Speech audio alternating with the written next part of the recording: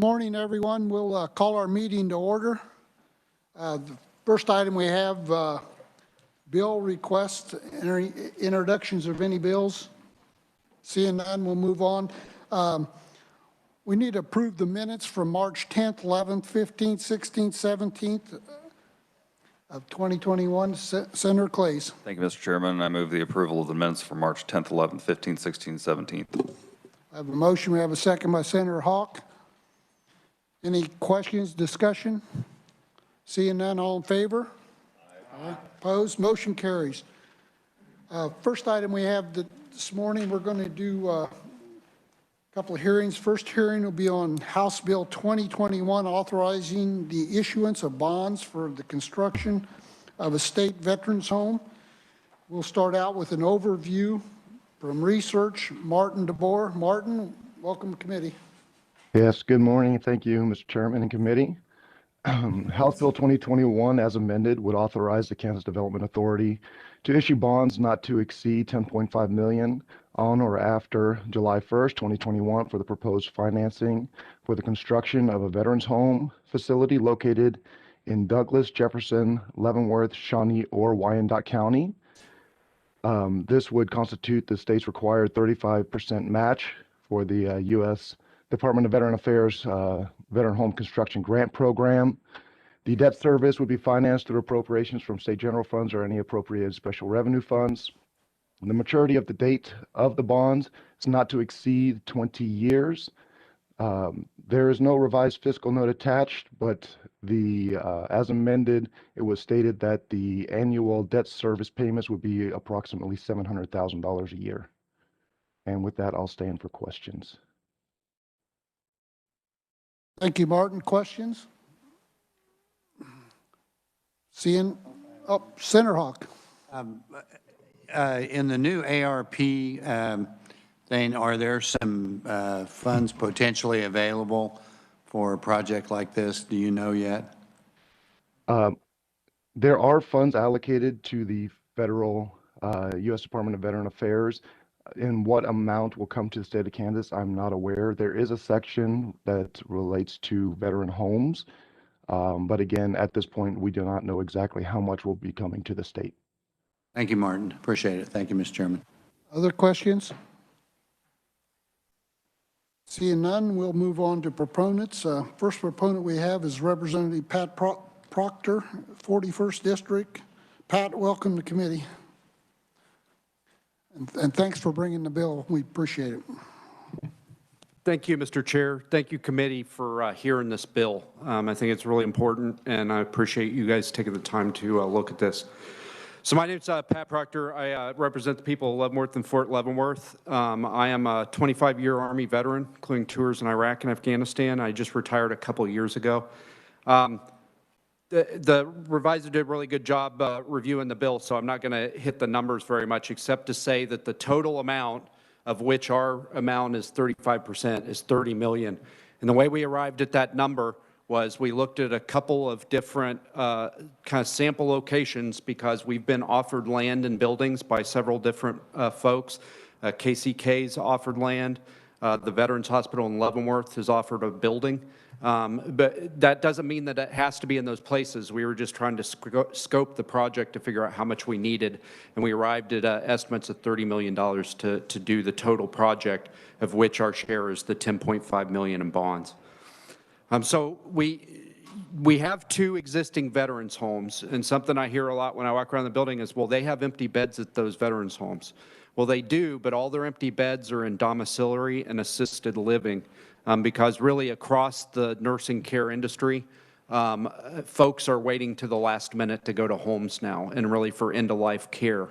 And so really the need is in long-term care.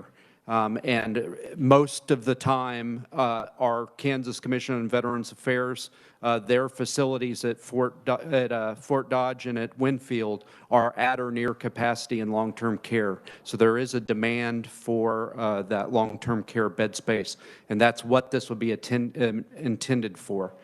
The other reason that it's good that this is intended for long-term care is because long-term care pays for itself.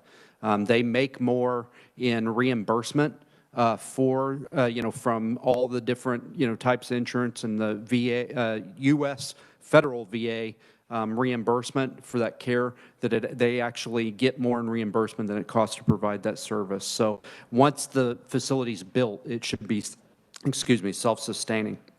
The last thing I'd say is our neighbors are doing a lot better at taking care of their veterans than Kansas is, and it saddens me to say that. But we've got those 2 veterans homes. Missouri has 7, Oklahoma has 7, Colorado has 5, and Nebraska has 4. And I actually personally know of veterans that have moved across the river into Missouri so that they could establish residency because they knew they were going to need that long-term care soon, and so they wanted to have established residency in Missouri. And so this is a vitally needed facility, and I hope that you look favorably on it. And Mr. Chair, I'm happy to stand for questions at the appropriate time. Questions, Senator Clays? Thank you, Mr. Chairman. Thank you, Representative Proctor, for being here today. Can you give me some background on the reduction from 17 to 10.5 million and what impact that has on the bed space at the home and meeting the current needs? Yep. So I'm a freshman representative, and I kind of waded in this hip deep before I knew the process, and I picked a number. And once I started working the bill in the building, the House leadership asked me to actually go figure out how much it would cost to do this, and then they'll consider it. And so I went and I got those 2 estimates. One of them, the estimates from a similar facility in Minnesota that was built a couple of years ago, 70 beds. The other estimate comes from a developer who's done development at the VA hospital in Leavenworth, and he says he can do it for $30 million. So that's why we just scoped it. Senator Clays? Thank you, Mr. Chairman. Love to see federal matches on these. You said that it would be self-sustaining. Can you give us a little more background on that? Our current homes do have a price tag attached annually. Yeah. So the care, domiciliary care, assisted living costs a lot of money, a lot more than the reimbursement rates from the U.S. Department of Veterans Affairs and from Medicare and Medicaid private insurance. Long-term care actually costs less than the reimbursement rate. And so if we make this facility a 70-bed long-term care facility, based on the historical data from the other 2 veterans homes, we should be bringing in more money than it costs to provide that care. Great. Thank you, Representative. Appreciate it. Senator Kirshen? Thank you, Mr. Chair, and thank you for providing that information. My question is, you mentioned several different facilities. Are they all 70-bed, or was there? So the facilities at Fort Dodge and at Winfield, because they provide all that other care, they have many more beds. I don't know the number. The director of the Commission on Veterans Affairs, Greg Burden, is here. He could probably answer that question for you. I don't know the exact number of beds at those other facilities in each flavor of care that they provide. I was just wondering, does Yeah. size difference or how much difference there are they pretty well the same? Yeah, I will defer to him because I got a number bounce around my head and I don't know if it's right. So, Thank you. Senator Hawk? Thank you, Mr. Chairman.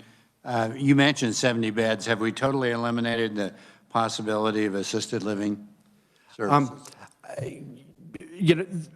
The challenge with this grant program is that you have to appropriate the money and then you do the application for the grant where you design the facility. And so right now, I think that the biggest need is in long-term care, and I think that that's what we would target. Also because the VA in Leavenworth actually has domiciliary care and some other, and here in Shawnee, they've got the community living center, which is sort of assisted living. So we kind of already have those services in Northeast Kansas. What we don't have is those long-term care facilities that we need. And then who would make the decision in terms of design type of facility and this actual ballpark cost of $30 million? Would it be the Veteran Affairs Commission and director? Would it be by statute? Yes, sir. So we had a bill, House Bill 2020, that was going to direct the director to do that, but the governor passed an executive order, 2107, which does the exact same thing as House Bill 2020. It directs the director of the Commission on Veterans Affairs to apply to the to the federal government for that grant. Now, the Veterans and Military Committee in the House provides some oversight for that, so I'm certain, he's always got a very active dialogue with our committee, so I'm sure that it would be in consultation with the committee what he applies for. Great. Glad to see this bill. Thank you. Thank you, Mr. Other questions? Senator Fagg? Thank you, Mr. Chairman. I was reading on the supplemental note, it's talking here about new veterans home would likely require an obligation from the SGF for operating expenditures. Yes, sir. What kind of numbers you think to be out there? I believe that if we design this as a long-term care facility, there is not going to be that additional operating cost, because what they're going to take in per patient in care would be more than what it costs them to provide that care and run that facility. Like that, and also the debt service covering both? Yes, sir. Yeah, well, I don't know that it's going to cover the whole debt service. This debt service is about $700,000 a year, so. Okay, thank you. Any other questions? Seeing none, thank you, Pat, and thank you for your service. Thank you, Mr. Chair. Next, we'll have Senator Jeff Pittman, 5th District. Welcome to committee, Jeff. Thank you, Mr. Chair. I really appreciate the opportunity and the whole committee for hearing this bill. There's another bill sitting out there. It's a mirror bill in the Senate, Senate Bill 109 and 110. And we've been working on this for a couple of years. Senator Hawk introduced it into this committee, subcommittee last year, same exact language as we did in the House. And it passed in the House last year, but due to COVID, passed out of the committee due to COVID, it stopped. And so that 17 million, we went through the process of actually going through, working with the commission, looking at those different homes up in Minnesota, and estimating about an 80-bed facility. And that's where the total cost came in when we looked at about a $60 million or $50 million home.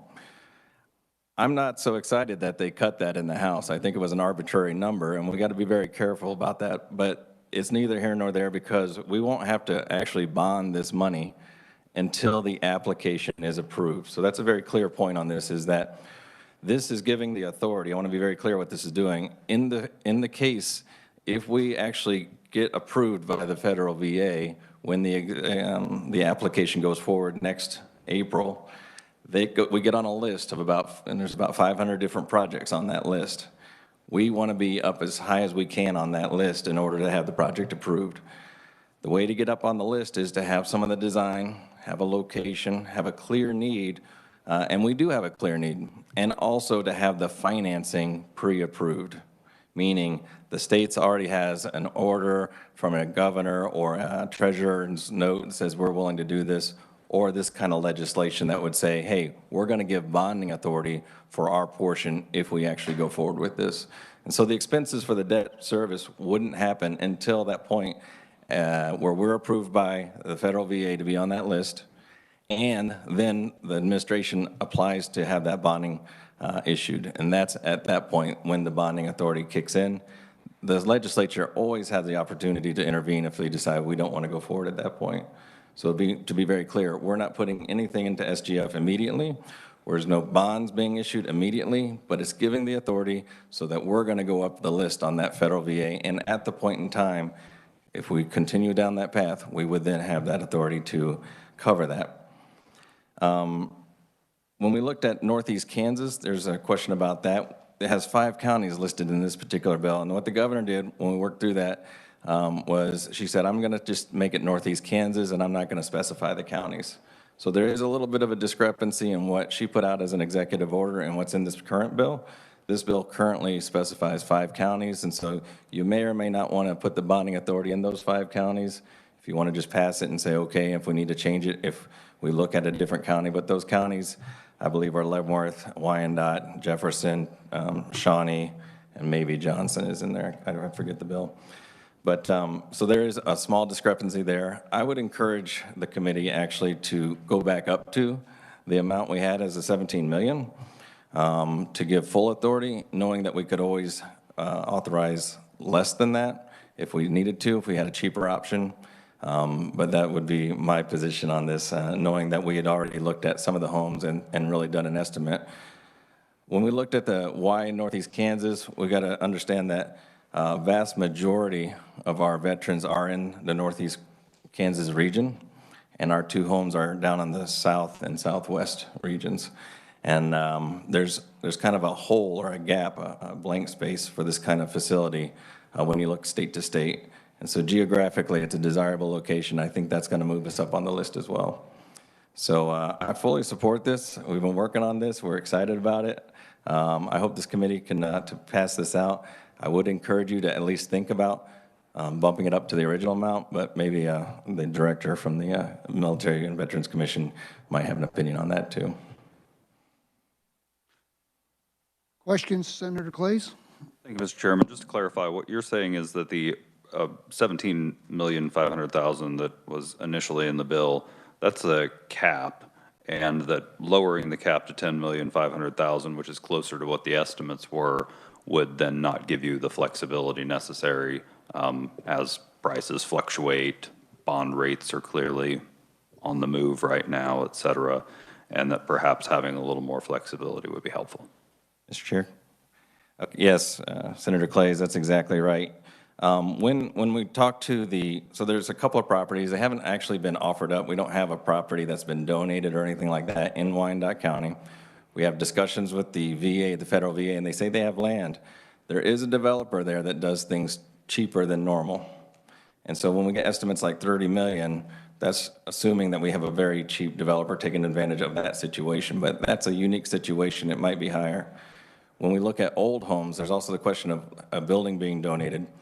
It's better, in my opinion, and with the veterans organizations and my testimony, it's better to have a purpose-built facility from the ground up that has the wide hallways. It's lower cost maintenance. It's easier to have less people that can manage the patients or the occupants versus repurposing an old building, which is what a lot of people like to do, but it's expensive, and that's what we got with our other 2 facilities. Is we have an expensive ongoing maintenance costs, and we want to get away from that. So yes, the flexibility, we don't know if this is going to be 5 years in the future, what the costs of construction are going to be. I think that we'd be limiting ourselves a little bit by doing that, knowing we could always go back and get more if we needed to, though. Thank you, Senator. Thank you, Mr. Chairman. Senator Hawk? Thank you, Mr. Chairman. Good to have you here, Senator Pittman. Hypothetical question, maybe for the reviser more than you, but it's toward the end of the session. If we don't get this bill passed, are we still good to go with the governor's executive order? Absolutely. So this is not necessary for the governor to make her application. In fact, she just needs to get it in by next April. You can take another bite at the apple if you want to take a look at it over the interim. And even if we don't pass this, we can still get on the list. We're just going to be lower.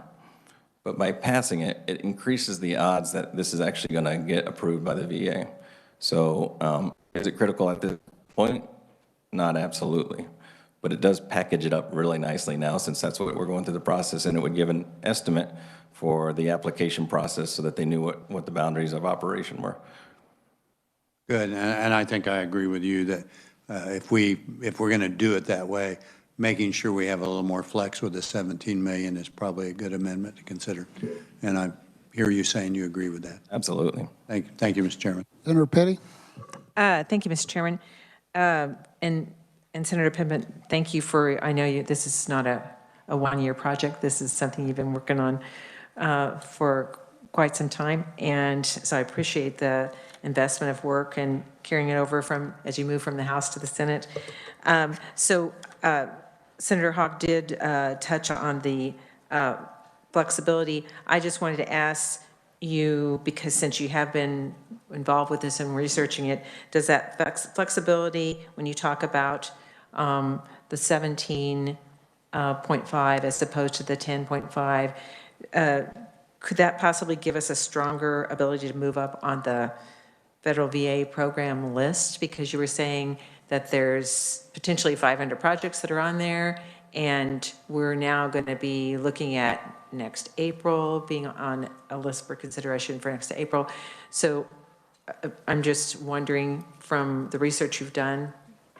My opinion is yes, because we'll have the flexibility to position ourselves with the options that will best move us up the list with that. In other words, if we're limiting ourselves to just one type of build, one type of location, that might limit our options. But honestly, I can't say that it would, I can't say that it would absolutely move us up the list to have more money or less money. Okay, but it is one more factor that would be involved. And then you mentioned something about, potentially we could be talking about 5 years out. Are you basing that on, as you've looked at other states, the time frame that it's taken? That's right. You can see some of the projects that have lingered in the list that just don't move up the list. I think, though, that this would, because of the location and the concentration of veterans in Northeast Kansas and the lack of a home in that area, I really think in my heart of hearts that this would be a higher priority.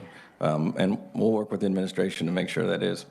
And the other county is Douglas, not Johnson. Yeah, okay, good.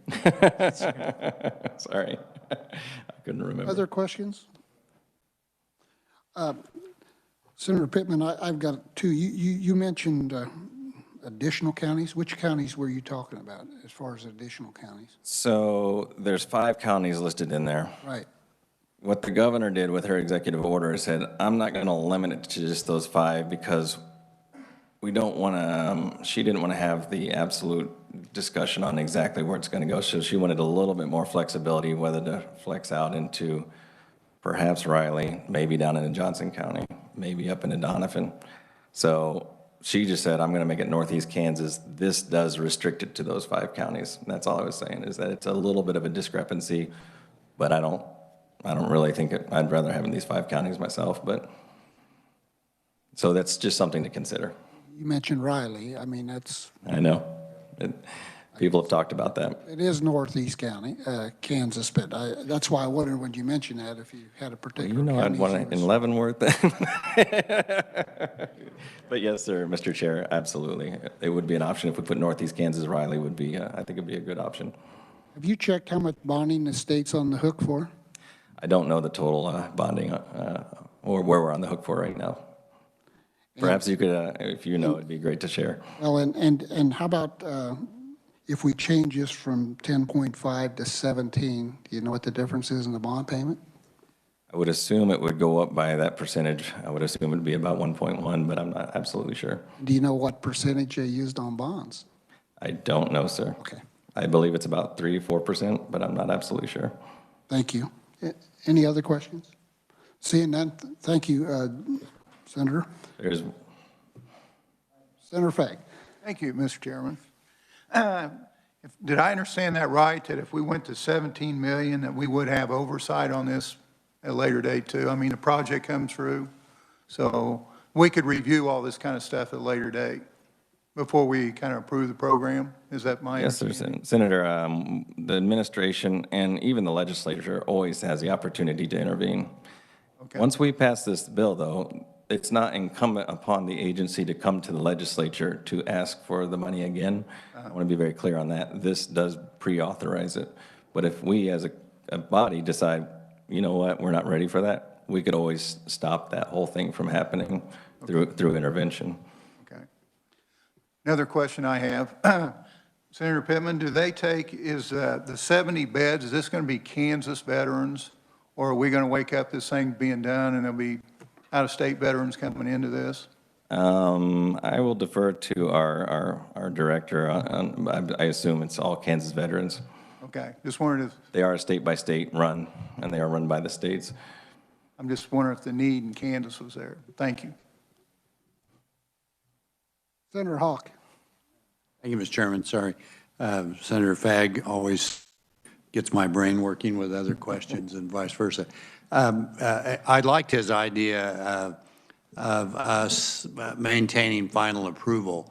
Would that hurt us if we had an amendment in this bill that would have the legislature or at least the LCC in a position so if it crept up too high to that 17.5 million, I don't want to jeopardize our application chances, but I'd sure like to have a final bite at the apple if we found out that this was a done deal.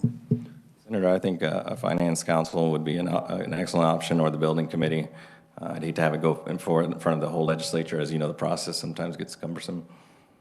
I think it would be fine. Okay, thank you. Thank you, Mr. Chairman. Thank you, Senator Pittman. Thank you so much. Next, we'll have Representative Chris Croft, 8th District. Welcome, committee, Chris. Thank you, Mr. Chair and committee. Appreciate the opportunity to talk to you and for you guys to pick up this bill. I'm not going to talk to you about the specifics like they did because they're obviously a lot more smart on this bill with that. And I did sign on to the bill last year, and I appreciate Senator Pittman and all that we did last year to try to get this thing through. What I wanted to just highlight for you is that it was in 2019 that I held a session with 27 veteran service organizations to figure out what it is that they actually want to do. Actually, I think it was 18. We tried to figure out what they wanted to do and where they were going to go. They had not done that. And we brought in some facilitators. We did the process. It took us all day, and we came out of it with their top 10. And it wasn't even close, the number one versus the number two and everything down. This was the number one thing, and it had to do with the long-term care that we're talking about here. Since that time, I've held over 10 sessions with veterans all across the Northeast region on a variety of issues, and invariably in every one of those, the topic that came up was this. So I just wanted to be that person here to tell you what I'm hearing on the ground is that this is extremely important in the Northeast. As was already mentioned too about Riley County, there is a desire to include Riley County in that list, but we included the 5 we had because that was the general pick that we had. But again, I'm okay with wherever you decide to go with that. As it related to one of the questions earlier, does it move us up the priority list? I'm not really sure that more money moves you up the list. The fact that you package the thing together is what moves you up the list. And the second component to that is we have our U.S. delegation completely on board with this project. So the moment we put it together, they're ready to take the baton and move it forward with that. So that's kind of the unique piece of this is we've been trying to get our baton around the track first to be able to hand it off to them, and they're ready to take it from us. So I just wanted you to understand where we are and what we've been doing behind the scenes, and we really appreciate you trying to push forward with this. I do have the only concern I have, and look, I support the 17. I understand the 10. Those are some of the political realities we have. That's something you have to decide, and whether the House leadership will actually take it up if you do that. I have no idea, but you have my commitment that I'm going to fight for it all the way through because I believe we've got to get something done for these veterans in the long-term care. So with that, the rest of the stuff is in there, but I'll leave it to the smart guys back here to tell you the rest of it. Thank you, Chris. Questions for Chris? Perfect. Thank Thank you, Mr. Chair. Got the hard questions out with them. Sir, real quick, Representative Johnson, if he's on your list, he had to go. We're in final action now. So he said if you'll just read his testimony, but thank you very much. We'll take it as written only. Thank you. Committee, Representative Johnson is not available, so you'll have his testimony in your file, and when you have time, look it over. Next, we'll have Greg Burden, Kansas Commission on Veterans Affairs Office. Welcome, committee, Greg.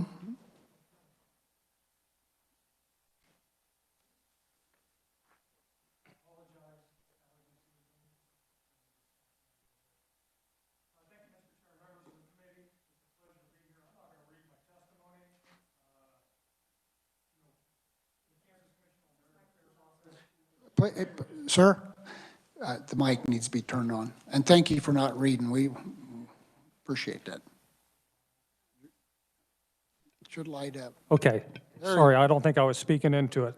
My apologies. So thank you, Mr. Chair, and the rest of the committee. It's a pleasure to be here. And I just wanted to say, that we're okay with the bill.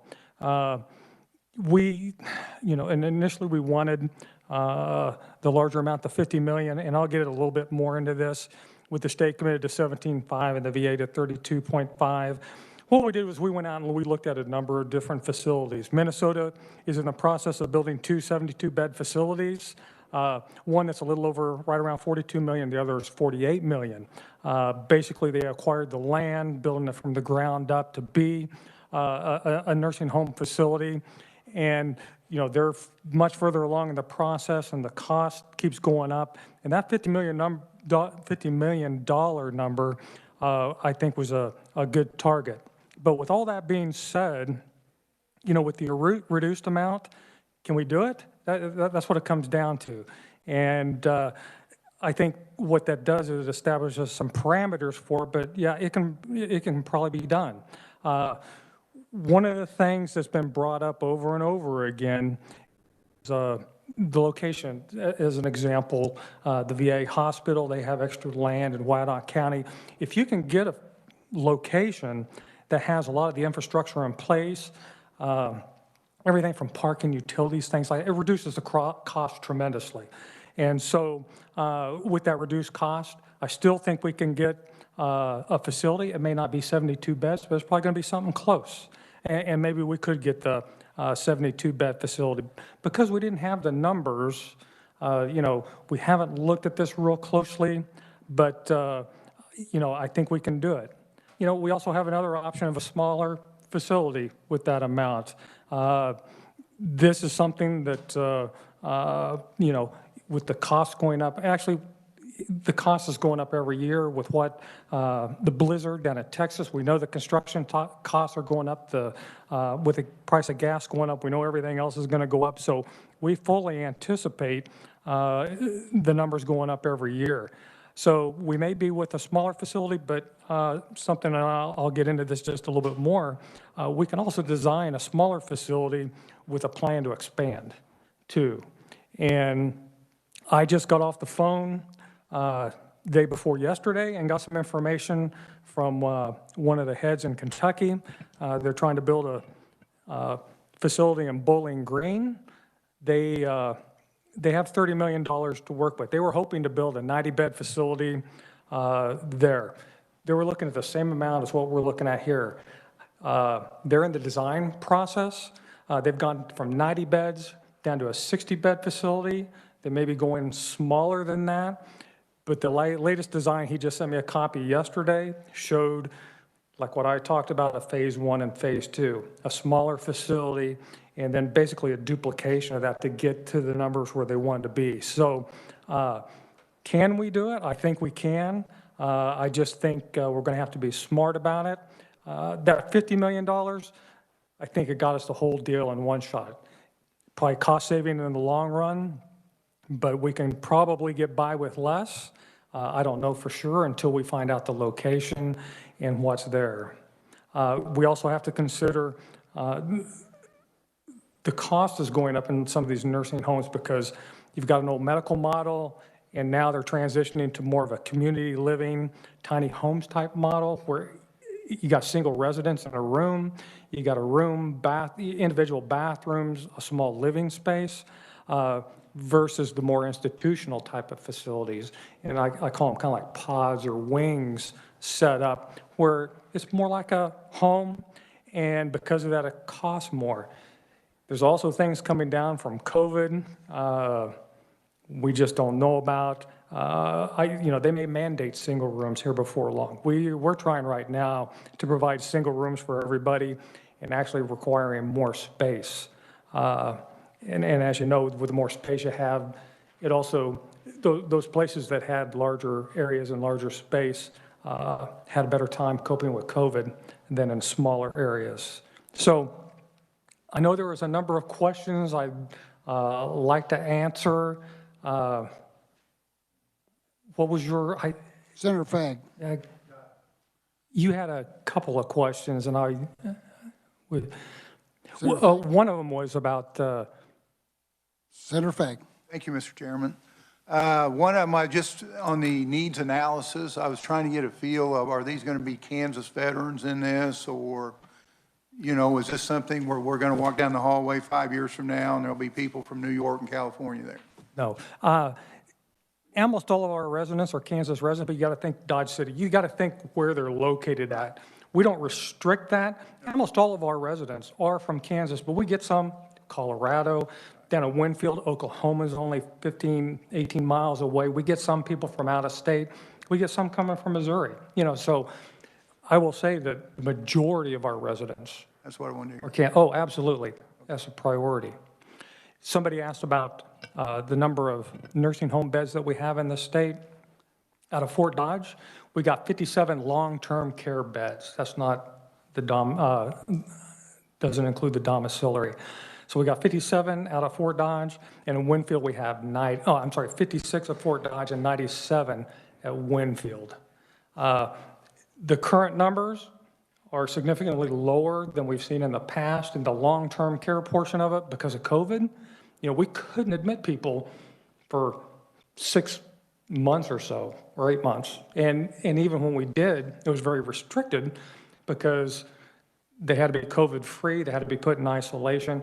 It's only been in the last about 4 weeks, 5 weeks that we've actually been able to start admitting people on a regular basis again. We've had some onesie-twosies, but very few. Our numbers are slowly starting to climb, and it's going to take a while before we get our numbers back up to the capacity. And what I consider capacity is about 90% or above filling those beds in the long-term care facilities. Senator Salter. Thank you, Mr. Chairman. Based on those two facilities and what you're hoping to design here, could you provide us with what may be the operating expenditures per occupant? Ooh. You have a different model, I know, out there now, but what you're trying to construct, you could take the operating expenditures at the existing facilities and divide that by the number of average occupants, and then again, whether you start with a smaller prototype and allow it to expand, or if you go all the way to the max, give us a per occupant operating cost, so we've got some idea of what the obligation might be on the state level.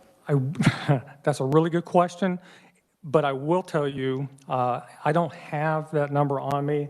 No, I don't expect it today. I'll see if I can. Expect it today, but if you could develop it. Right. You could develop it. And what I can tell you, though, is if we build a nursing home to be a nursing home, it's going to be a whole lot less than the facilities we have. You know, Fort Dodge is the original Fort Dodge. It's a large complex. It wasn't built to be an economical nursing home facility. We do the best that we can.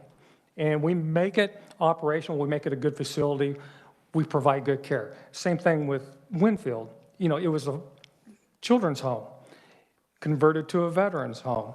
Because of the size, layout, everything, it's just not nearly as efficient as what it's going to be at a facility that's designed to be a nursing home. And if I may, we've had some discussions about the kitchen out there in Fort Dodge and just about and the issues we face there. So yeah, it's just about done. I clearly understand. Yeah.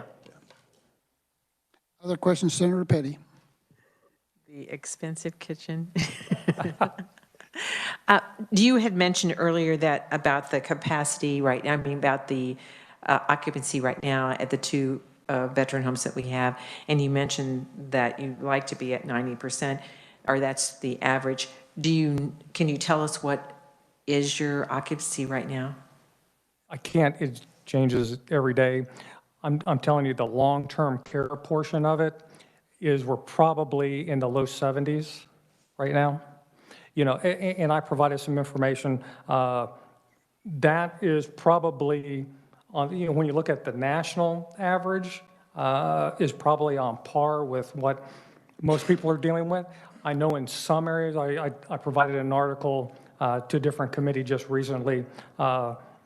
Some states, their occupancy rate in long-term care got down to 56 or 59%, so below 60%.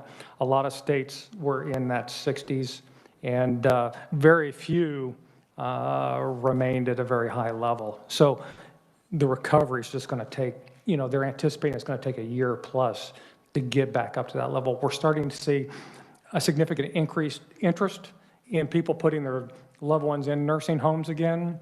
The applications have gone up, and actually our census is starting to go up.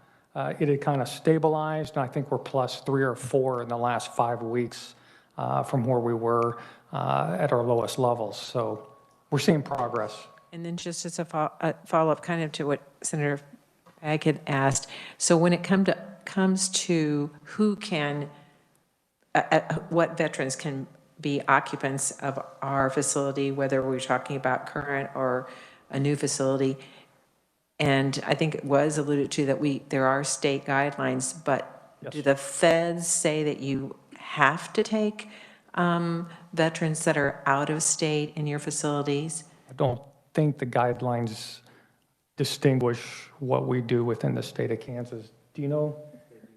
Yeah. I think it's up to us to decide. Okay, so you're making those decisions whether that you Yeah. allow someone from Yeah. Missouri or, okay. If we prioritize with Kansas residents, but if we have availability, you know, we're certainly going to entertain those folks from coming in out of state to fill those beds, Thank you. the majority.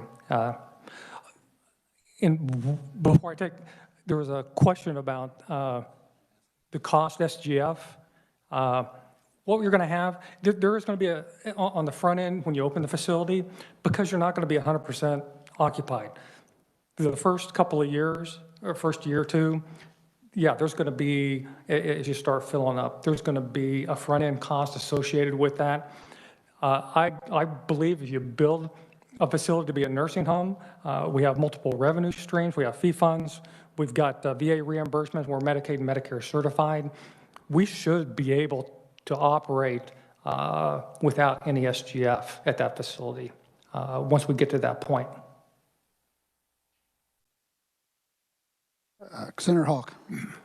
Thank you, Mr. Chairman. For recruiting purposes, I want the record to show that Fort Dodge has the best cinnamon rolls I've ever had. And enjoyed my trip out there when I finally found the right location. Just a point, and I agree long-term care is our biggest need. I would certainly want to make sure that we built a facility that had enough acreage so as times change, we would be able to perhaps construct assisted living or subcontract that out so that was in close proximity, because some of the facilities I see are operating, I think, in a better financial position when they have that option, because people go in and don't know they're going to need long-term care, and that becomes a good recruitment tool. Absolutely, also. and I think one of the things to be considered is, and there's about 4 or 5 locations, adult daycare, where people Yes. can bring their loved ones in while they go to work, and that way they're not tied down, and they can do it 1 day a week, 5 days a week. I think that would be a part of the planning process, is to look at something like that. Greg, I got 2 questions. One, prior to COVID, what was your occupancy running? You know, because I know it's going to be skewed to last year, but Right. Do you have You know, any idea what type occupancy you had prior? What I'm going to tell you is our long-term care facilities, and that's what we're looking towards. Right. Our long-term care, we were running around 90%. Late last year, we were probably dropping a little bit below it, but that was kind of a nationwide trend. I'm not including the domiciliary just because we've got extra beds at both locations, and that number is way low. But in the long-term care, if you look at the last 10 years, based upon the number of beds we've had, we usually run close to that 90%. Good, good. The other question is, I take it there's no waiting list then? For long-term care? Right. Well, there is now because of COVID. Oh, there is no waiting list. I'm sorry. I was thinking just the opposite. Another question. I read different times where we have veterans homeless.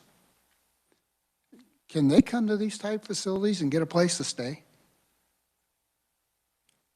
It's, we have an application process, and a lot of the homeless don't have the levels of acuity that would qualify them for some of these, the type of care that we provide. You know, we look at their acuity levels, and if they meet certain levels, then they can come in. We aren't set up to be, like you said, homeless shelters, where you have people maybe coming and going, just spending a short period of time. Most of ours, when they come into the assisted living, they've got some problems or needs that require assistance on a long-term care basis. And so in that regard, no, we don't do that. Okay, thank you.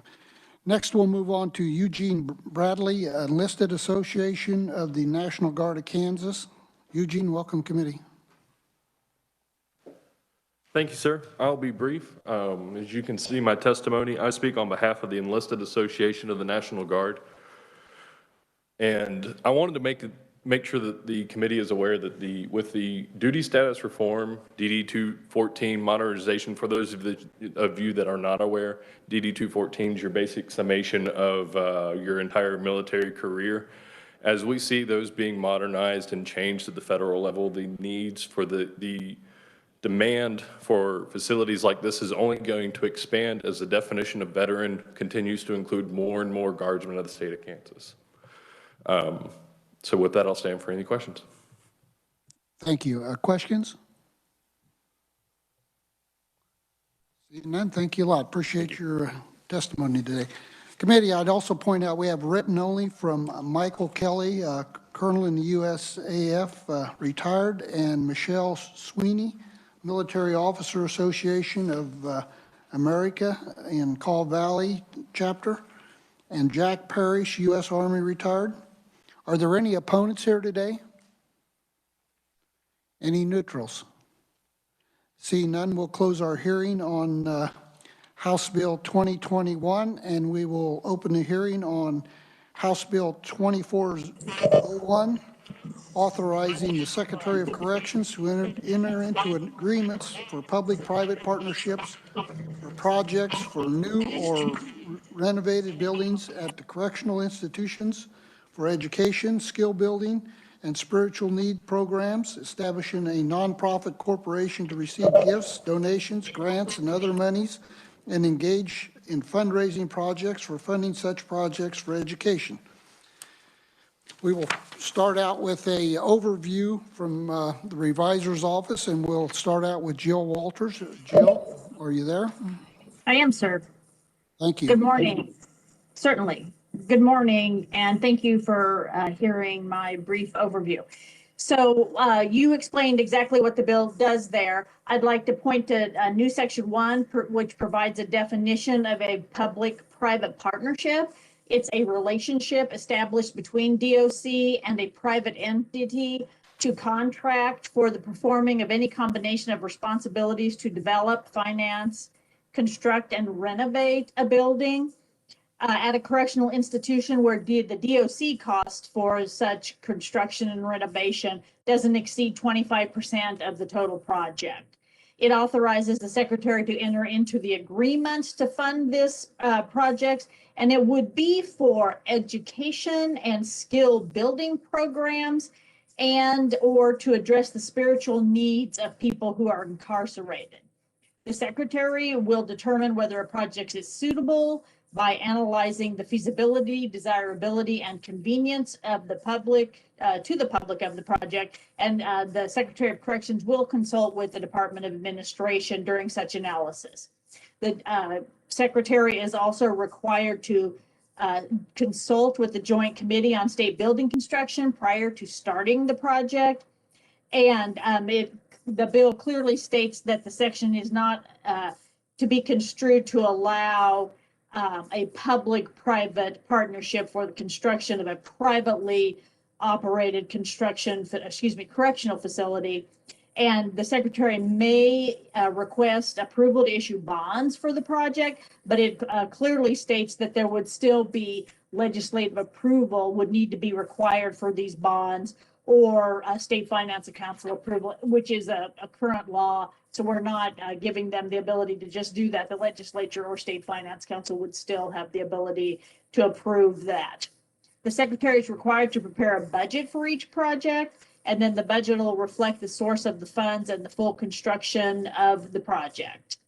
And the secretary would have to notify what would be paid by the state and what would be paid by the private funds. The secretary is also authorized to establish a nonprofit corporation, and this nonprofit would be set up for the purpose of receiving the gifts, donation, and grants and other money, and they would then be able to engage in private fundraising for the projects.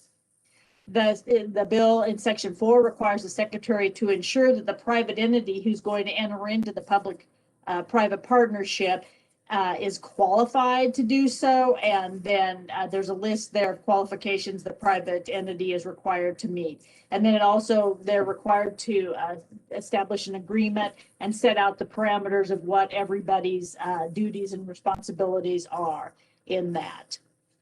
Section 5 is really sort of boilerplate that we state that this act doesn't waive sovereign immunity of the state and doesn't create any sovereign immunity for the private entity that's entering into the agreement with us. Section 6 that states that when this public-private partnership occurs and the public funds don't exceed 25% of the cost, the contracts for that aren't subject to competitive bid. And the only exception to that is the competitive bid does not apply to engineering service procurement process. So those services would still be required to be competitive bid, but the other piece would not. So the House Committee on Corrections and Juvenile Justice amended the bill to include juvenile correctional facilities. As it was originally introduced, it did not include juvenile, it was only adult. And it would take effect on publication in the statute book, which is July 1. And the House passed the bill 123-0 on March 23rd. And I can stand for questions whenever you would like me to, sir. Thank you, Jill. Jill, how does this differ from when we put in the budget like at Winfield for that remodeling the building down there?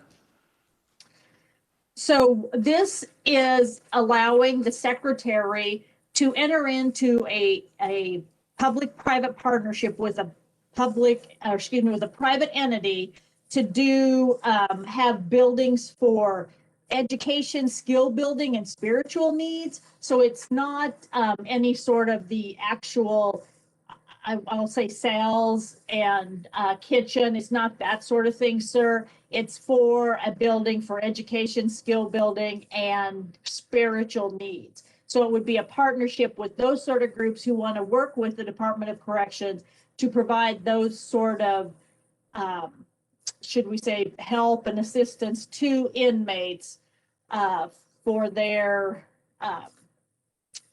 benefit of education, skill building, and spiritual needs. Thank So you. it's really a totally different thing, sir. Okay. Senator Solentrup. Thank you, Mr. Chairman.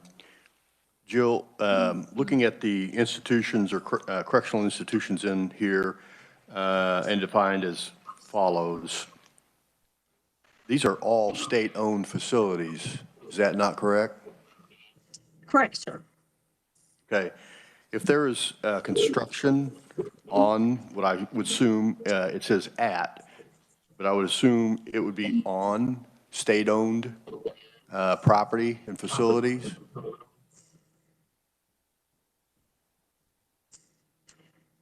You there, Jill? We may have lost you. Oh, there you are. No, I'm here, sir. I didn't know. I'm sorry. I was waiting for you. It is assumed that the construction would occur on state-owned property or facilities, correct? Correct. Okay. Upon the completion of that construction, who would ultimately be the owner of those finished facilities? It's my understanding that the state would be, and I'm trying to find it, sir, because I thought we said that in the bill. But if you would, I can move on, and then maybe I can come back to that, sir, of answering that question. But I thought I remembered seeing that it said it was the property of the state. Would the state be under obligation for further ongoing maintenance? Yes, sir. That is answered on page 4 in line 24 through 25. The maintenance operation costs shall be the responsibility of the state after the building is completed. Thank you on that. The answer to your other question, if I may, sir. Yes. The answer to your other question is right above that in lines 22 and 23. The state upon completion will, a statement that upon completion, the buildings will be owned by the state. Thank you. And one other quick question is, in the curriculum, the decision on the curriculum in any one of these facilities is up to the Secretary of Corrections? Yes, sir, if I may answer that question. I believe that would be flushed out in the agreement between DOC and the group that they're working with, who would, the entity who they would be working with to make this skill building, educational or spiritual needs facility. Okay, thank you, Mr. Chairman. Other questions for Jill? Seeing none, we'll move on to the proponents. First proponent we have is Senator Jeff Pittman, 5th District. Welcome, committee, Jeff. Thank you, sir. I appreciate it. Second time today. I won't say much here other than I want to commend the private entities who are looking at this. I know going door to door, Lansing Correctional Facility is in my district, and I know how difficult it is for people coming out of the prisons who get dropped right back into the same situations. They often will find themselves back in the same life that brought them into the prisons in the first place, unless there's some kind of a change. And some of those changes we do with mental health. Some of the changes have to do with substance abuse, and some of them are as simple as giving them skills.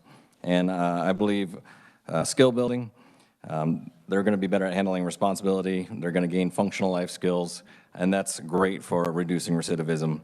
As long as we ensure that this bill does not open the door to private prisons, I think this is a fantastic opportunity, and I got to say, I commend those out in the private entities who are willing to step up and do this for our populations out there and for the good of Kansas.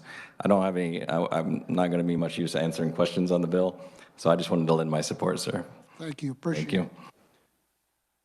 Next, we'll have Secretary Jeff Zumba from the Kansas Department of Corrections. Welcome to committee, Secretary. Thank you, Mr. Chairman, members of the committee. Good morning. It's good to see you.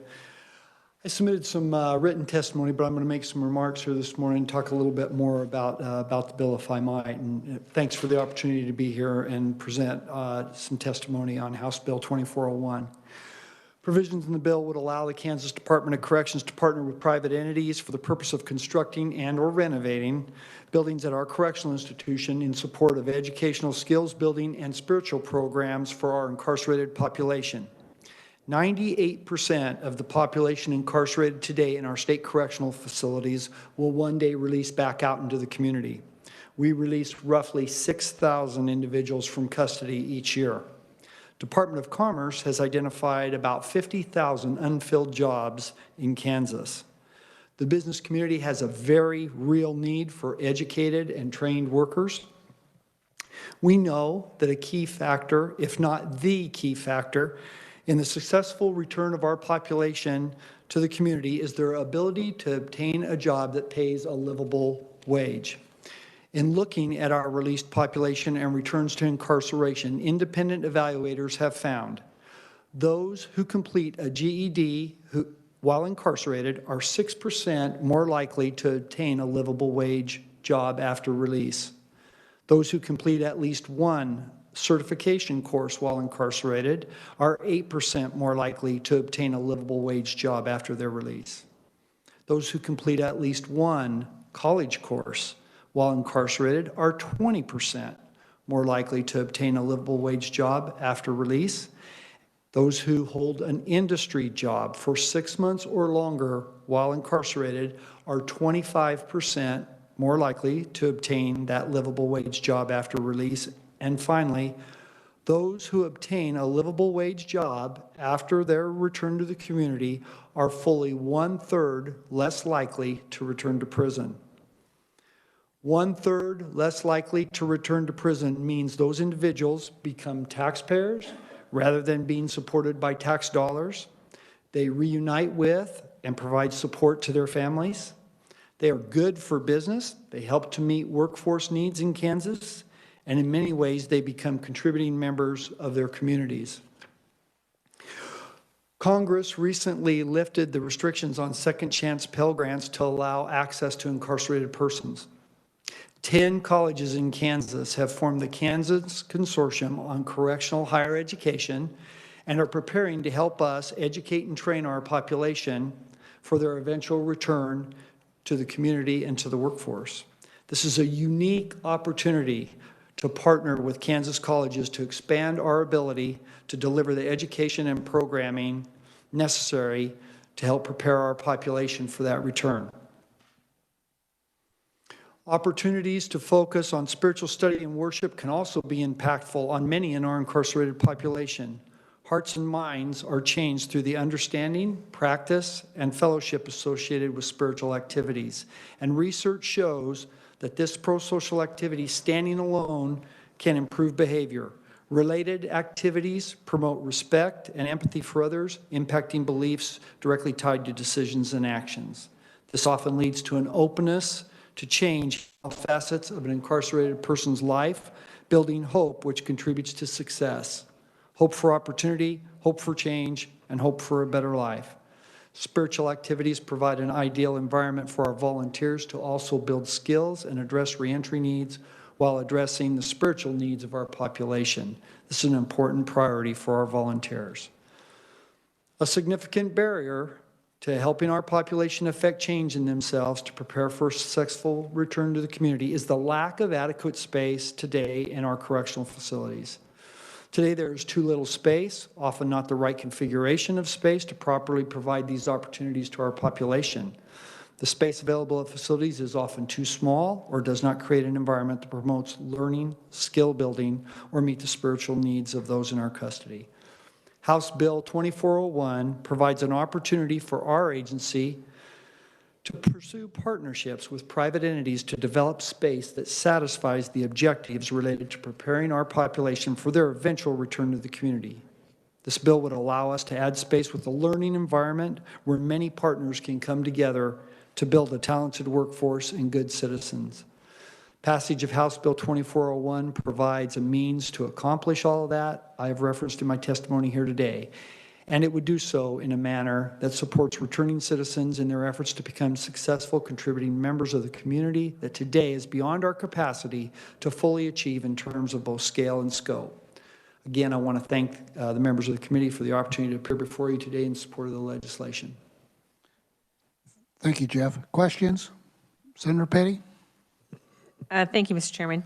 And thank you, Secretary, for being here. In your testimony, you mentioned about the career campus that's being worked on at Lansing. And so, so that you have this, it sounds like a pretty vast consortium of people that are working on this particular thing. Is it possible at the Lansing campus, because we have a new facility there, or is this also legislation? I mean, you say this legislation would help that process, but is there more possibilities there because of a new facility and of space? I mean, I know that's tight space there as well, but. Mr. Chairman, Senator, the new facility at Lansing really doesn't create any new space issues for us. To be candid about it, the space in the new facility is limited for this type of need. We do have some great partners in that metro area, if you will, and really statewide we have the KC Chamber of Commerce, the Wichita Chamber of Commerce, and the Kansas State Chamber of Commerce all helping us try to move forward on this project. I would also add that beyond Lansing, so initially we'd like to create a campus, a career campus at Lansing, but the goal would be to create, probably on different scale, create some form of career campus at each of our facilities statewide in the future. Thank you. Senator Fagg. Thank you, Mr. Chairman. When you said spiritual on there, I've been in the one in El Dorado. Awesome. That's what I would tell you. My question to you is, what's the structure of that and how did they make that work versus what they're doing here? Mr. Chairman, Senator, well, that is an awesome facility there. I believe that was before my time coming to this position, but my understanding is that was donated funds. And there is a mechanism in statute today for the Secretary to accept some donated funds, but I believe that scope is pretty limited and it's not really clearly defined. I don't believe the process is associated with that, but I believe that's how, I think we have a couple of spiritual centers that have been built, and that's been done at least primarily with donated funds, materials, that type thing. That was totally donated. They probably had their own 501c3. I mean, because there was a lot of churches individuals, and they literally come out and gave the money to you, and the project was built inside the facility. It's kind of the way that worked. Versus this 501c3, we're talking about partnership kind of thing. Yeah, Mr. Chairman, Senator, I think the difference is this 501c3 gives some entities a mechanism to contribute, and they know where it's going. It brings more structure to it, if you will. So we envision, maybe clarify, we don't envision one or two partners partnering with Department of Corrections on these type of activities. We see it as we have a 501c3, we have a vision to build a career campus today that's at Lansing, and then with help of our private partners and nonprofits out there, either they would be helping make contributions, or they would be out helping us generate raising funds from foundations, private companies, private individuals, what have you, that would be interested in assisting us. So it might be a consortium of any number of entities helping with that. Thank you. Senator Solntorp. Thank you, Mr. Chairman. I see a lot of requirements here to report on the construction and operational portions of these additional facilities, but I don't see a lot of reporting requirements here on the education component of this. My question is, would you be open to an amendment to this that would put some guidelines in here on what you would need to report to the education community, the education committee in both the Senate and the House, chair, vice chair, and ranking, on what it is that's being provided, how successful it is in terms of graduation rates or things like that, perhaps on an annual basis, or whatever I think they can draw up and deem necessary to report, so that we can make that portion as successful as possible and get some educators involved in not running your business, but making sure that we capitalize on the best process of education and outcome. Would you be open to some idea in that area? Mr. Chairman, Senator, well, I'd be open to that idea. Let me maybe explain a little bit how we see this working, if that helps. So I mentioned that consortium of 10 colleges, and we have so they're great partners with us, and we have, and I anticipate more of Kansas colleges are going to partner with us with all that Pell funding that's coming. It's going to create even more opportunities. In addition to that, we have some great private industry partners, and I see that growing here. What we would see is that curriculum, as it relates to workforce readiness and education, we would see that curriculum partnering with private industry to hear what their needs are on workforce training or education, and utilizing those higher ed partners to help develop that curriculum, and they tell us what it needs to be. I don't pretend to know what the curriculum should be for a welding, what you need for welding or fabrication or whatnot, but I know those folks do. There are already some curriculum out there, and so we would look to partner with them and have that come in. In terms of reporting out what the curriculum looks like, what our outcomes are, certainly welcome to do that. No issues with doing that. Okay, I think what I'll do is visit with those in both Chambers, House, and Senate, and see if they can't craft some sort of a statement on kind of a broad-based reporting process, because I think we'd all like to know what it is that they're, the instructions that are being provided, and the outcomes, the success process and rate here also. So thank you. Thank you, Mr. Chairman. Other questions? Senator Clays.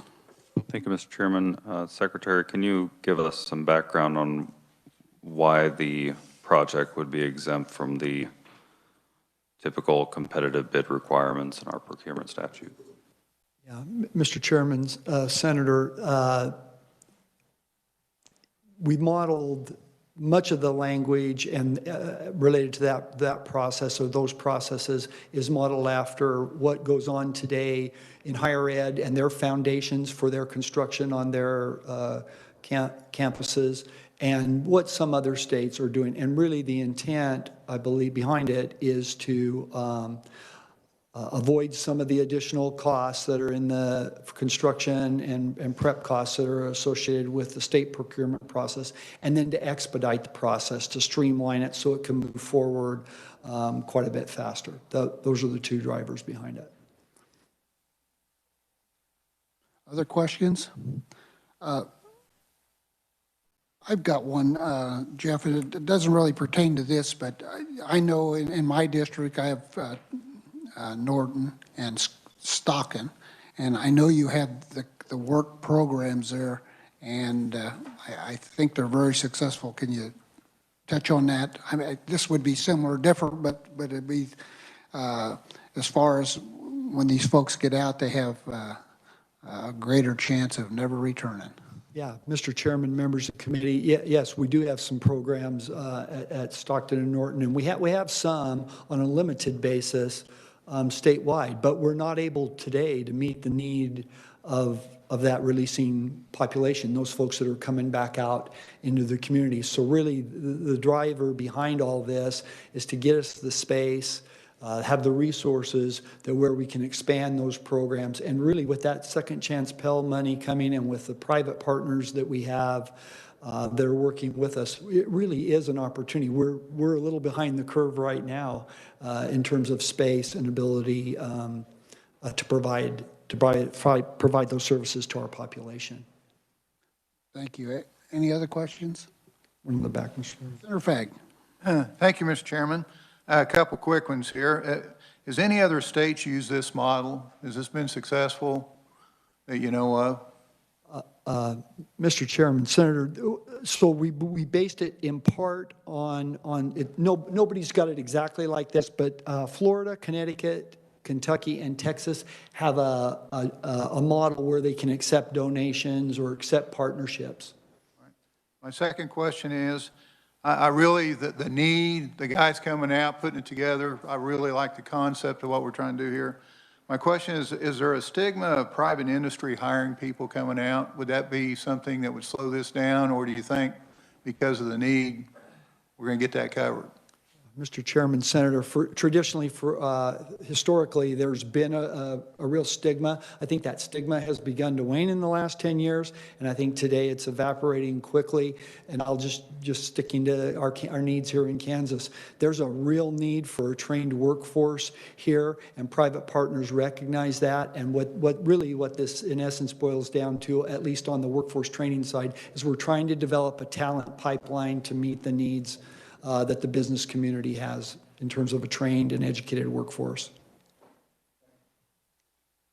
Thank you, Jeff. Appreciate it. Next, we have Jason Watkins down here. That's written only. He had another commitment. So next, we'll have John Jinks with the Greater Kansas City Chamber on WebEx. Welcome, committee, John. Good morning, Mr. Chairman and members of the committee. My name is John Jinks, Director of Public Policy at the Greater Kansas City Chamber of Commerce. Thank you for allowing me the opportunity to appear virtually and testify in favor of HB 2401. Y'all do have my written testimony, but I would like to provide some of the background on why the Chamber supports this bill and kind of the genesis of the bill and the project that of the career campus.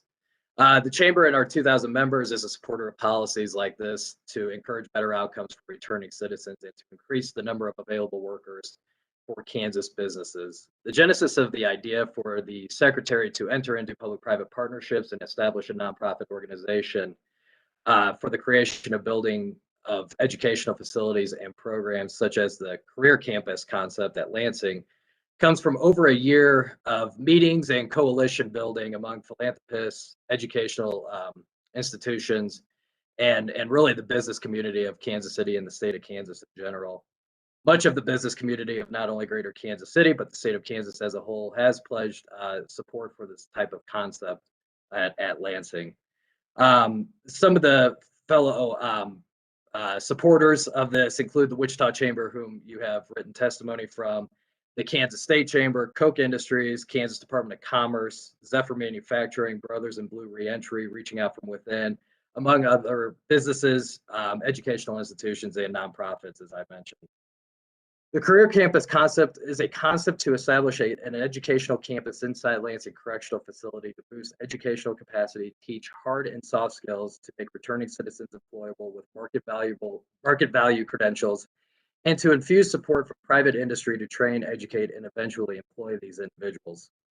The goal of this coalition, as the secretary had mentioned earlier, is to not only find success at Lansing, but to really replicate this model across the state at facilities throughout the state. This type of public-private partnership and facility inside the prison would be a cutting-edge concept that the state of Kansas can lead the nation on, be an example of responsible and effective corrections and rehabilitation. And really, this legislation, if enacted, would be groundbreaking too, as the secretary had mentioned. And there was a question regarding the stigma around hiring returning citizens. There no doubt is, especially in certain industries. In fact, some industries aren't even able to hire returning citizens by mostly federal law, to be quite frank. But as the secretary had mentioned, there is a waning of that stigma, and there is a more of an acceptance to hiring returning citizens. In fact, there's a second chance pledge that is going around, and many major employers, some of which are in the state of Kansas, have signed on to that pledge. The KC Chamber, for example, we have a workforce opportunities for returning citizens program that specifically aims at and is actively in the process of getting returning citizens hired with some of our member businesses. And we've had some success. It's been kind of slow, or it was kind of slow with the pandemic and related closures, but we're starting to see that pick up. And the chamber believes as the economy continues to recover from the downturn that we saw in 2020 and more people retiring from the workforce, the need for qualified workers is going to become ever more important. So really in closing, expanding program capacity inside our facilities to ensure successful rehabilitation and reentry is a smart investment that the legislature and state of Kansas can take. The KC Chamber and the coalition that I mentioned urges passage of HB 2401 as the House did overwhelmingly, and stands ready to support the Department of Corrections in ensuring successful rehabilitation and reentry for their residents. I'm happy to stand for questions at the appropriate time. Thank you. Thank you, John. Questions? Seeing none, thank you. Committee, we also have written only from Monsignor Stuart Sweetland, President of Donnelly College, Rick Armstrong, Kansas City Metro Crime Commission, and Keith Lawing, Workforce Alliance of South Central Kansas. Are there any opponents to this bill? Any opponents? Any neutral? Seeing none, we will close our hearing on House Bill 2401 and open the hearing on House Bill 2094, a substitute for House Bill 2094 by Committee on Appropriations, expanding educational benefits of tuition and fees waiver for spouses and dependents of public safety officers and personnel who are injured or disabled while performing service-related duties. We'll start with an overview from the revisor's office, and we'll have Jill Walters. You there, Jill? Yes, I am, sir. Thank you for giving me this opportunity. What House Bill 2094, there's a paragraph in my brief that explains what the House bill did, but they really changed the program. As originally the bill was introduced, it was a new program to start up. And during the committee hearing process, we were informed that there already is a program there for this same group of folks. And so what we did is we amended it into that current statutory current benefit educational program that's in 754364. So currently, under the law, the program allows a dependent or spouse of a deceased public safety officer who died as a result of injury while performing their duties or a dependent or spouse of a deceased military service member who died on and after 9/11 as a result of serving in the military, or a prisoner of war. That group of people is allowed to enroll in a Kansas educational institution. And just for your information, this is a community college, a Washburn state educational institutions, and then technical colleges too. So that's who is all included as an educational institution. Those folks, the spouse or dependent, can enroll in these institutions without being charged tuition or fees. And then what happens after that is these educational institutions, the Kansas educational institutions, they can file a claim with the Board of Regents to get reimbursed for those tuition and fees. And then the Board of Regents is to include the amount that they think they will need to cover those in its annual budget estimates to request an appropriation to cover those tuition fees and claims.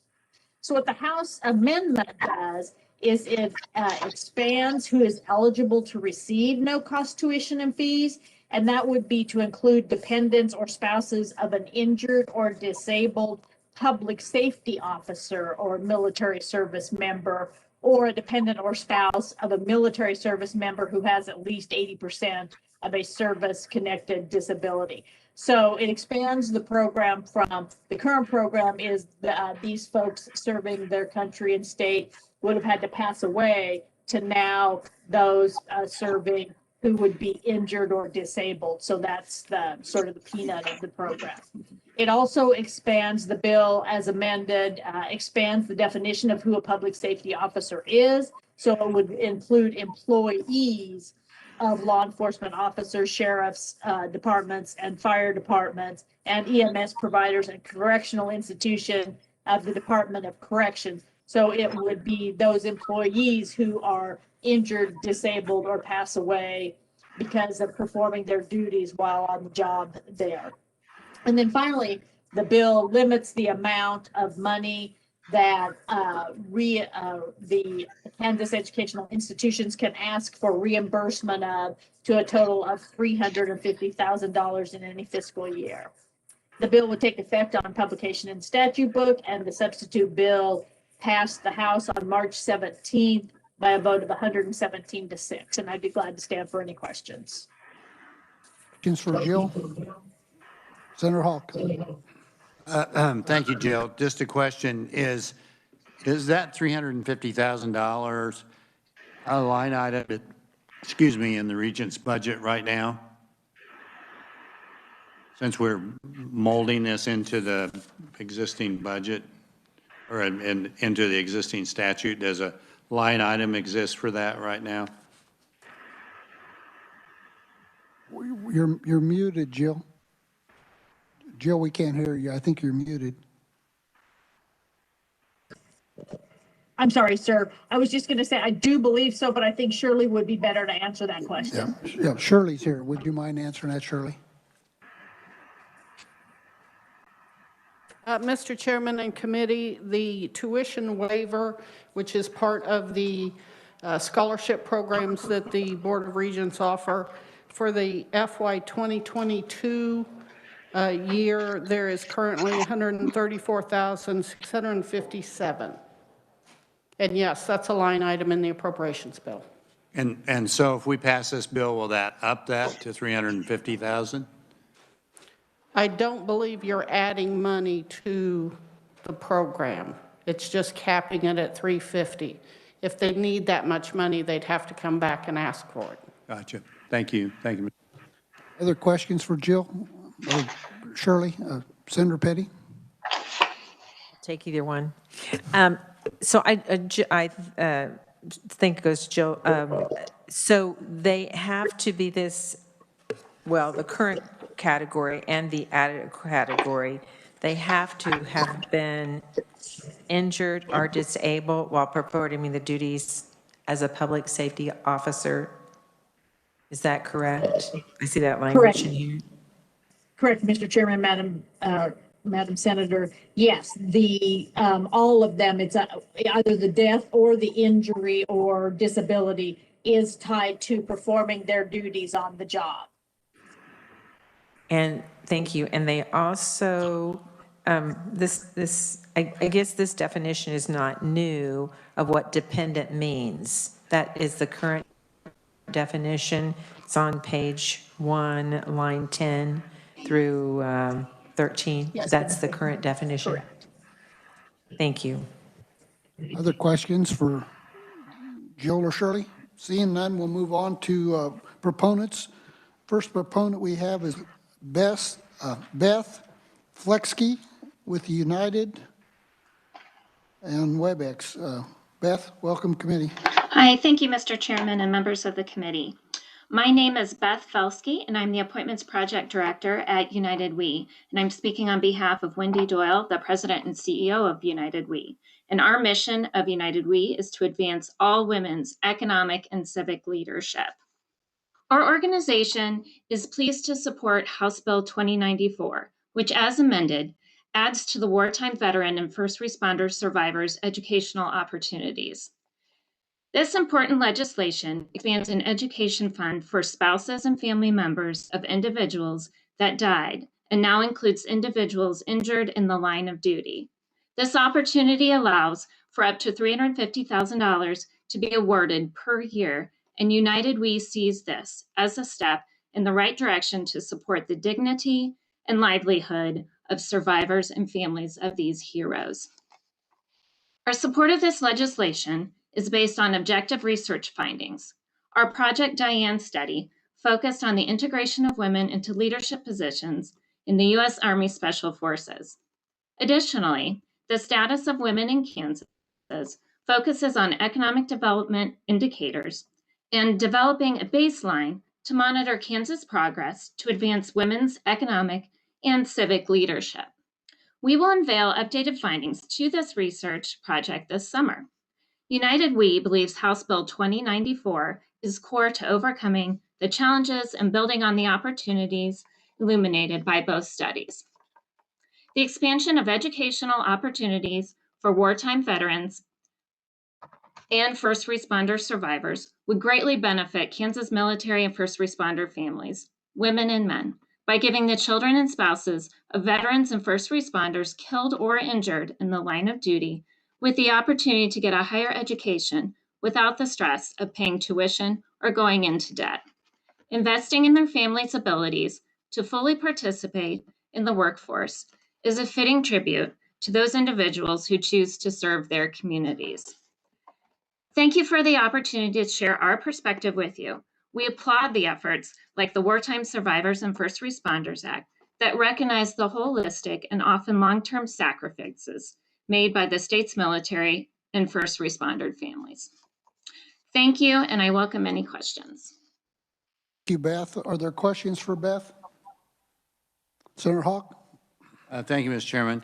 Do you think if a child of an injured or deceased person in this category went on to higher ed, that having this free tuition in any way would limit their opportunity for a Pell Grant or other grants, aids, or award? I do not, and I'll refer to Joan Monroe to talk a little bit more about that. Okay, thank you. Thank you, Mr. Chairman. Other questions? Seeing none. Committee, I'd point out we have written only from Mike Shanks, Kansas State Fraternal Order of Police, Ed Klump, Kansas Association of Chiefs of Police, Kansas Sheriff's Association, and Kansas Peace Officers Association, Blake Flanders, Kansas State Board of Regents. Are there any opponents here today on the bill? Any opponents? Any neutral? Seeing none, we'll close our hearing on House Bill 2094. Committee, we're going to work a couple bills here, and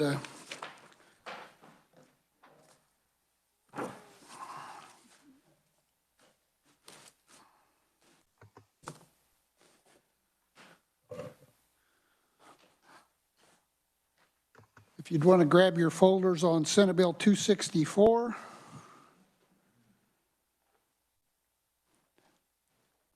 House Bill 2079, House Bill 2087,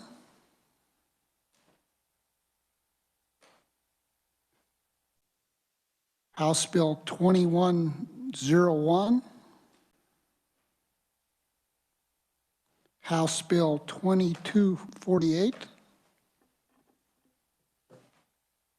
and House Bill 2405.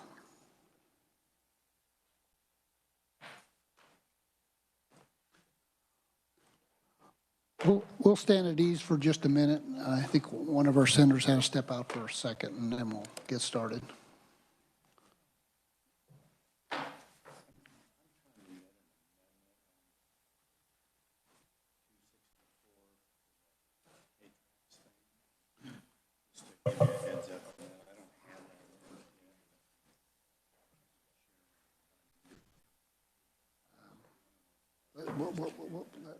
If you got one now.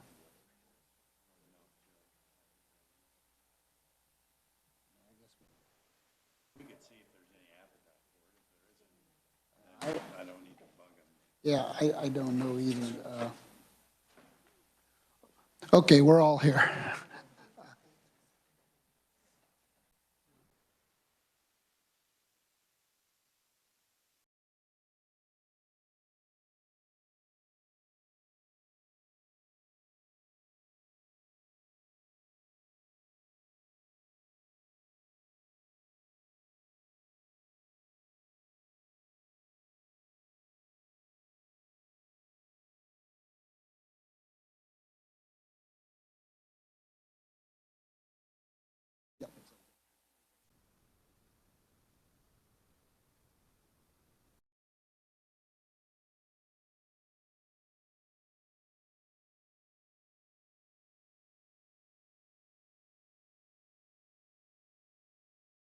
Okay, we'll call the meeting back to order.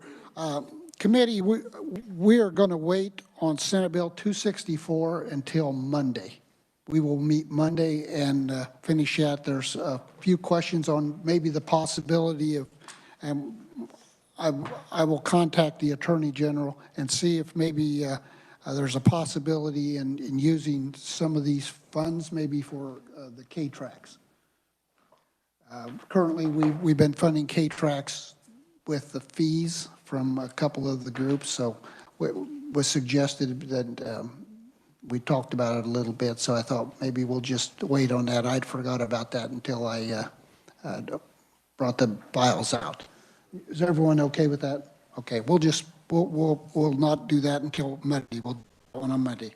Okay, so the first bill we're going to work on then is House Bill 2079, Transfer and Duties Concerning Addresses Confidentiality Program from the Safe at Home, from the Secretary of State's to the Attorney General's, and I'll make a motion that we pass this bill out, and I have a second by Senator Clays.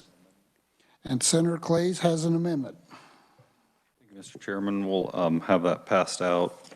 This amendment is the amendment that was requested by the Philanthropy Roundtable in their testimony to the committee.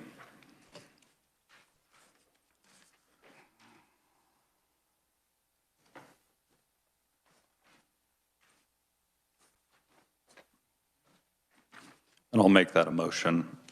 I move the committee adopt the amendment to House Bill 2079 requested by the Philanthropy Roundtable.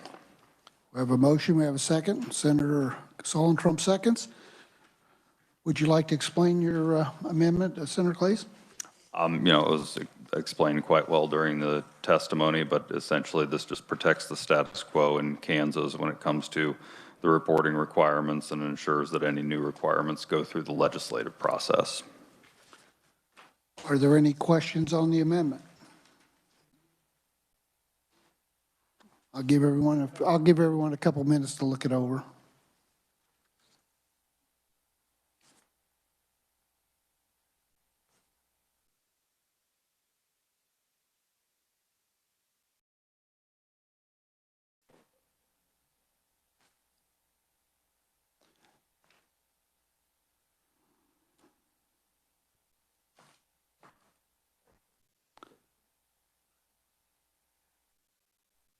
Everyone had a chance to look it over. It's what we heard in committee. So, is there any questions on the amendment?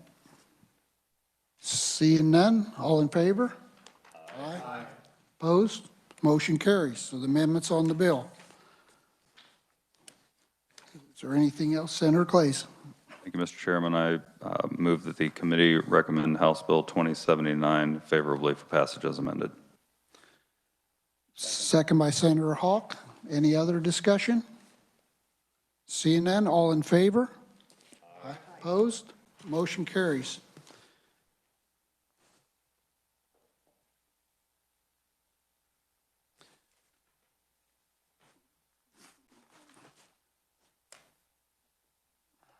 Okay, committee, next we will turn our attention to House Bill 2087. And I would make a motion that we move this bill. And I have a second by Senator Clays. Senator Kirshen. Thank you, Mr. Chairman. I have an amendment for 2087, and it's getting passed out right now. Looks like Nancy's got it. What meetings?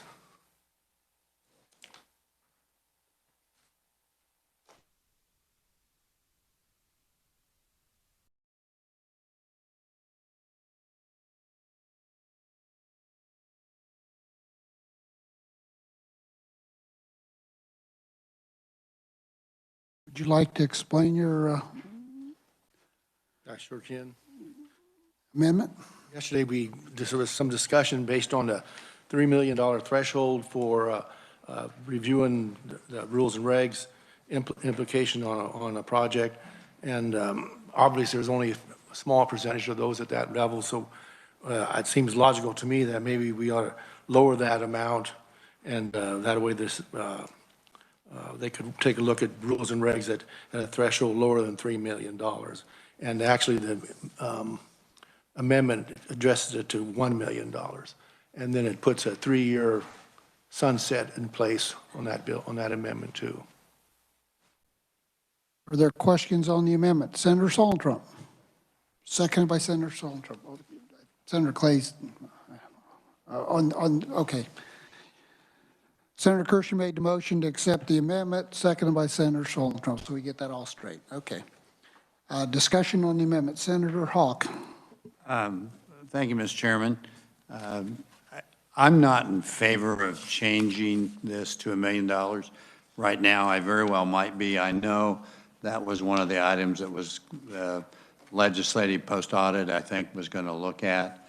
And I remember, I can't remember when we did this, a fairly spirited debate about this economic impact statement, trying to set it at a level that gave us good information but wasn't excessively burdensome for the agency. I also remember a discussion. I was head of a state agency for almost 2 years, wondering if some of those, especially smaller agencies, when they did rules and regs, how would they get some of those costs and qualify for that? And a lot of their changes certainly weren't over the $3 million or under the $3 million range. So just being able to get that accurate data and make it. So I think we ought to wait and see what post-audit comes up with and not change it. Now, the thing I do like about it is it has a sunset. I'm not usually able to get sunsets on things that do things, so I'm happy about that, but I'd rather leave it. We're making what I think is a logical change with the $3 million, so I'd rather not complicate it right now. Thank you. Any other questions or discussion? Senator Clays.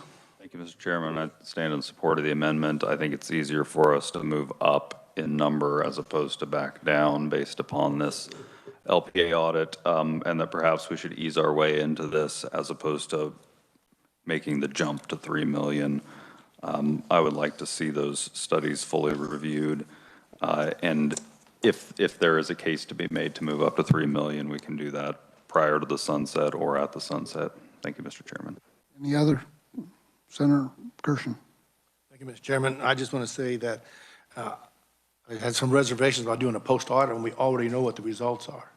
Obviously, there's only 1% get that 3 million threshold, so post-audit will tell you the same thing. So why spend that time and effort we already pretty well know the results. That's all I have. Senator Hawk. I think that's a good point. I just wanted to point out we're actually moving it up by going to $1 million in terms of what's been standard practice.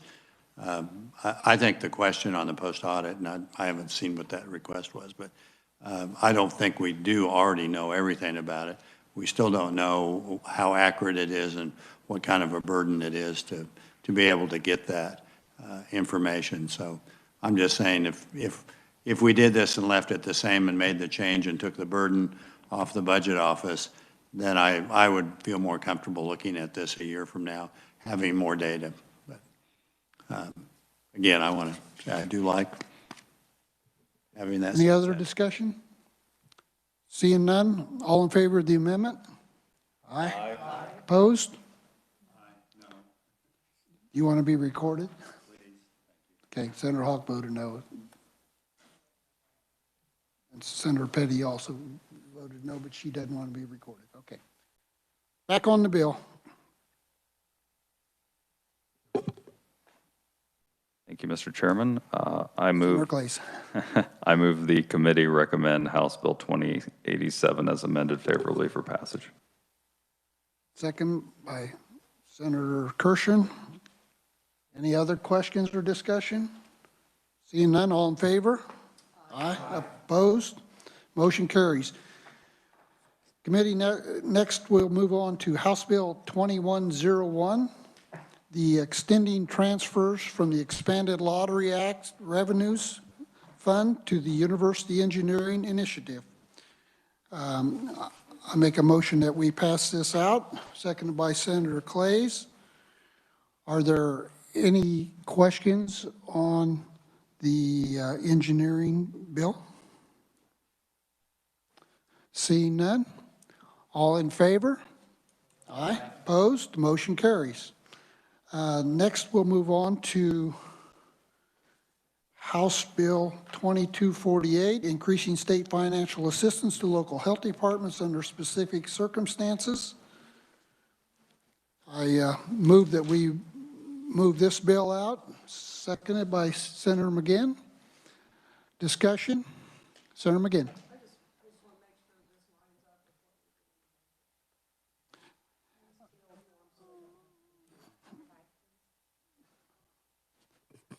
I wanted to just make sure this lines up with what we did in the budget. Jill, are you still there?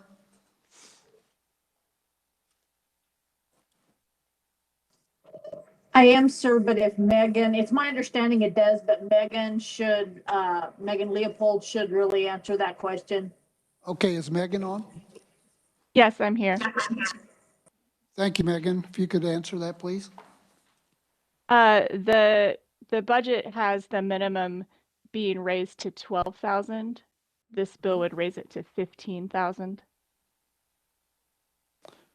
So would you like to offer an amendment, Senator McGinn? Well, so there's a discrepancy then in what we put in the budget versus this bill. And I don't know what the House put in, or if they put anything. The House did not put anything in, so this is an item that'll come up at conference. Yeah, so I would like to line this up with what we did in the budget. And I know this is so they don't have to keep coming back. It's part of that whole proviso process. So would you like to make that motion? I'll make a motion that these numbers line up with what we approved in the budget, so that will mean $12,000 instead of $15,000. We have a second by Senator Hawk. Okay. Is there any other questions or changes on this bill other than the making sure it lines up with the budget at 12,000 versus the 15,000? Senator Hawk. Thank you, Mr. Chairman. I just had asked, and I appreciate staff getting me, I just wondered how much money the health departments had gotten through Spark and COVID, and did everybody get this? And I think even last year, the Joint Budget Committee put $1 million in, or else Spark did, and Coordinating Council approved that. So I think we've been sensitive to that. So I'm sort of offering this in support of Senator McGinn's amendment. I definitely believe we want our health departments having adequate funding so they can do the many things that have been added to their plate, particularly during the pandemic. But I think we have been sensitive to that. Okay, we need to adopt the amendment before we start I move discussion. adoption of my amendment. Okay, Okay. any other I have questions or a question for staff Senator McGinn? on that.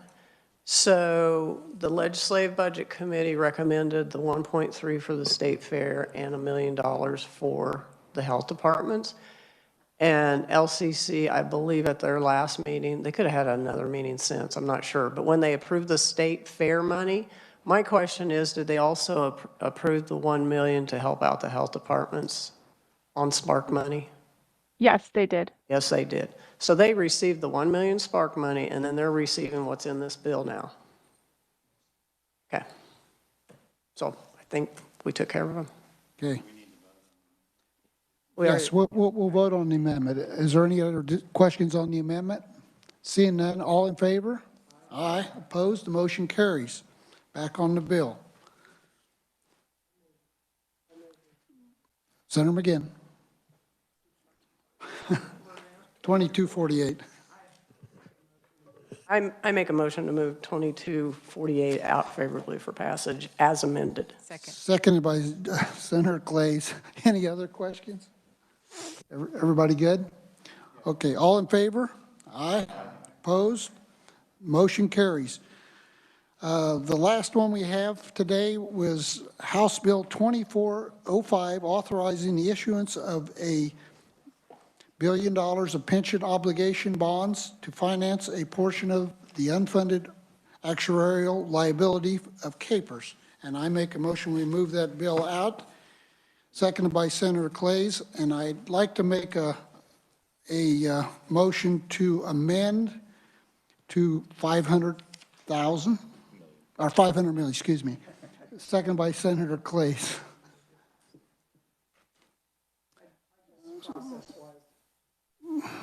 Made a motion to move it out and then took the amendment, so it's a little, okay, got it, good, thank you.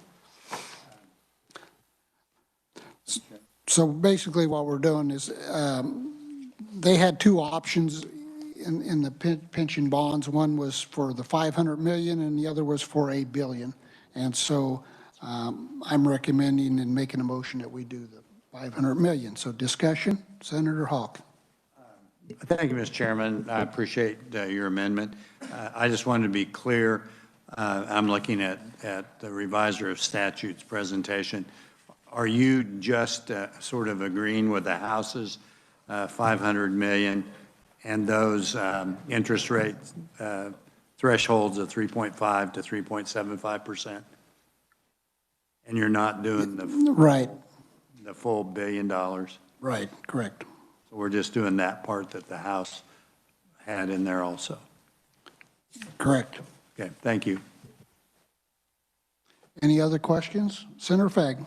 Thank you, Mr. Chairman. This is just comment. I know when I was reading that, we don't know what the markets are going to do. We've already got some, couple of these set out like we discussed.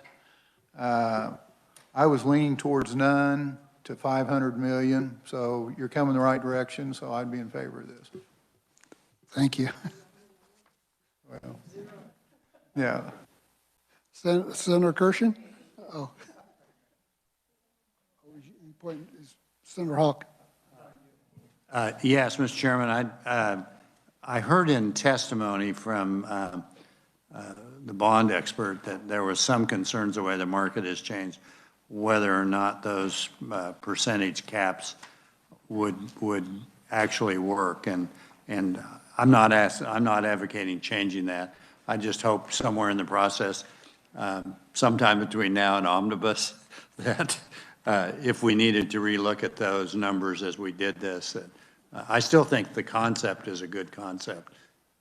And I appreciate you being frugal with this, but it might be that slightly higher interest rates would still be worth it. And I don't know how to change that now. But I guess I would ask the revisers, we could possibly change the date so we would go to conference.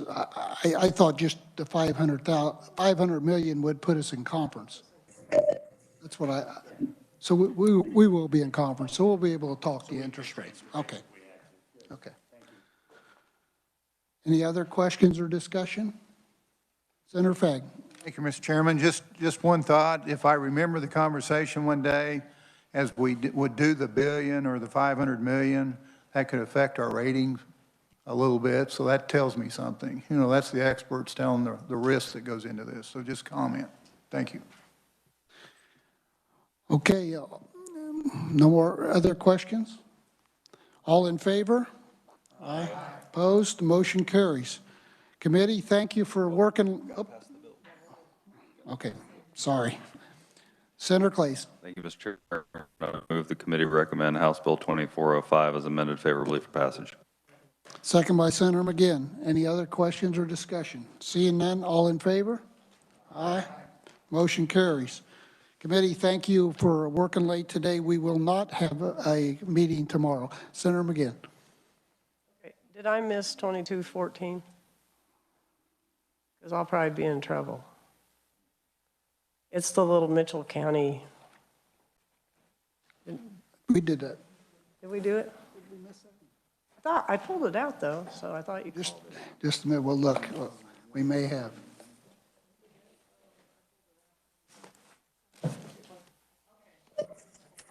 If I may, sir, this is Jill. Yes, Jill. Yeah, you worked that B-Pass. This is the Mitchell County to Beloit, the city of Yes. Beloit property. Yeah, you B-Passed consent calendar on Tuesday. Right. Yeah, it was on consent. Yeah. Any other questions or discussion? So the plan is going to be then that we will meet Monday morning, like maybe at 11 o'clock, because I think we go on the floor at 1. That'll give us time to address these other Senate Bill 264 and then these others that we heard today. Oh, and we have a reappointment. That's right. So that's what we have planned for next week then. Okay. Thank you. With that,